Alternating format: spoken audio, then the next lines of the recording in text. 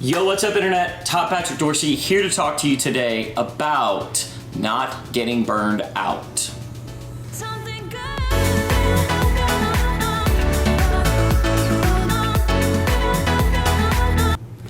All right, so this is something that happens in recruiting a lot, is getting burned out.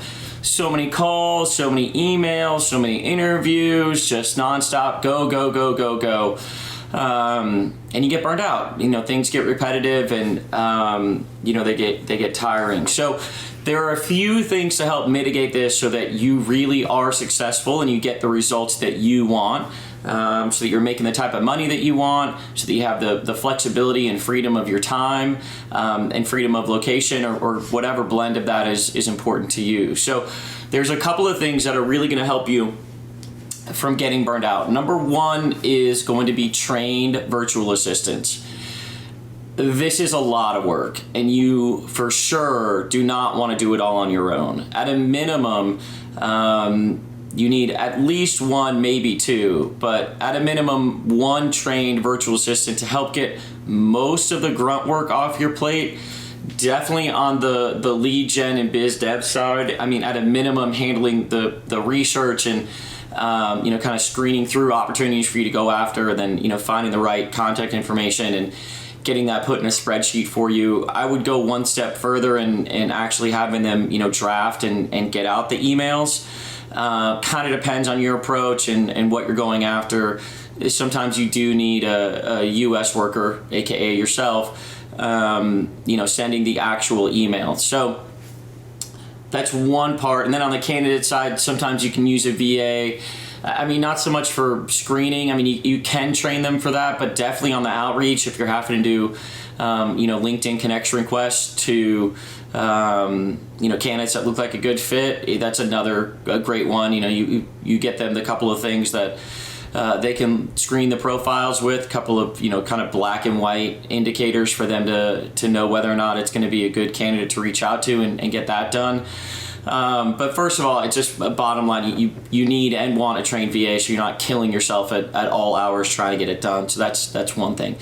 Second thing is understanding what your personal bandwidth is. Once you get a system set up that, candidates are booking a time on your calendar and you're just, banging through phone interviews, whether they're 15-minute, 20-minute, 30-minute interviews, depending on, what roles you're doing, you'll quickly learn how many hours you can be on the phone before it starts to wear on you. And so you consistently, by the way, not just, I'm on the phone for one day long and then I'm not on the next. It's like, okay, 5 days a week, how many hours can I be on the phone, before I start getting burned out? Is that 7 hours? Is that 6? Is that 5? Is that 4? Is that 3?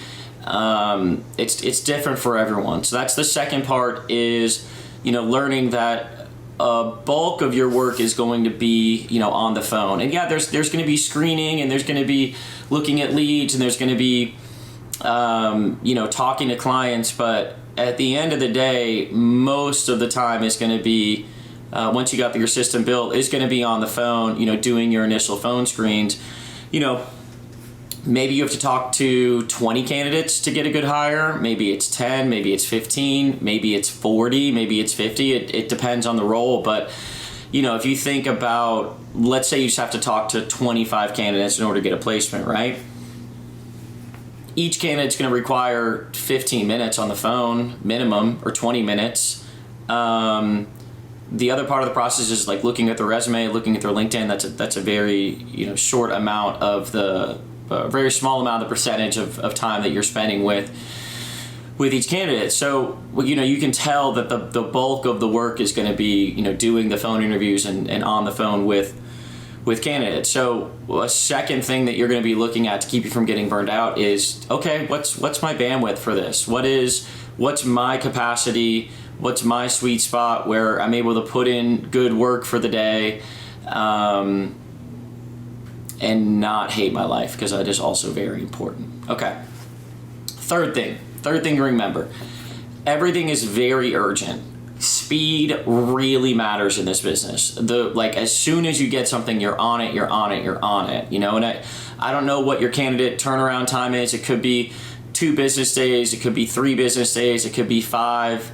could be it just kind of depends, especially when you get more into executive search. It's like, I mean, at that point, you know, my candidate turnaround time is, you know, 30 days, 45 days, and we're doing, you know, harder searches. So, but speed still matters. Like, you're always trying to get that number down, you know.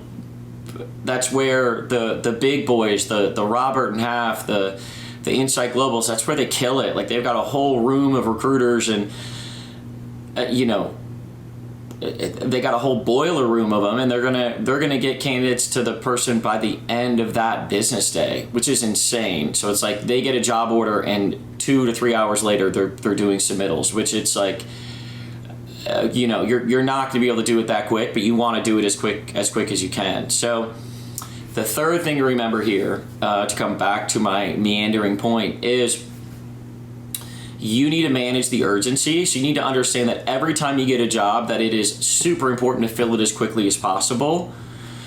But you also need to understand that if your life is always filling roles and they're always very urgent, when do you get a break? When do you take time for de-stressing, you know, spending time with family, with friends, going for walks, going for vacations? It's like you have to actively manage that. And that might look like turning away business.